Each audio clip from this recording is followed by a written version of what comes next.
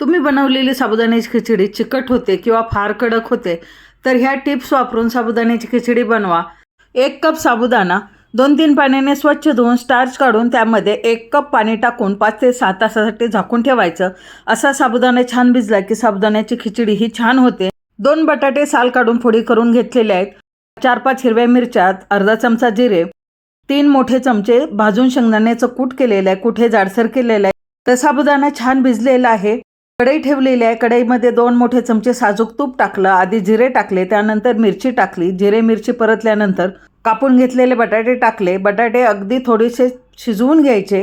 बटाटा दाबून पाहिला शिजलेला आहे, त्यानंतर भिजवून घेतलेला साबुदाणा टाकला, शेंगदाण्याचं कूट टाकलं, चवीनुसार मीठ टाकून सर्व मिश्रण एकजीव करून घेतलं। 1 मिनिटभर परतलं आणि 3 ते 4 मिनिटासाठी झाकण ठेवून मंद आचेवर शिजू दिलं। 1 मोठा चमचा साखर टाकली, आवडत असल्यास टाका, आणि अर्ध्या लिंबाचा रस टाकला। हे टाकून व्यवस्थितपणे परतून घेतलं।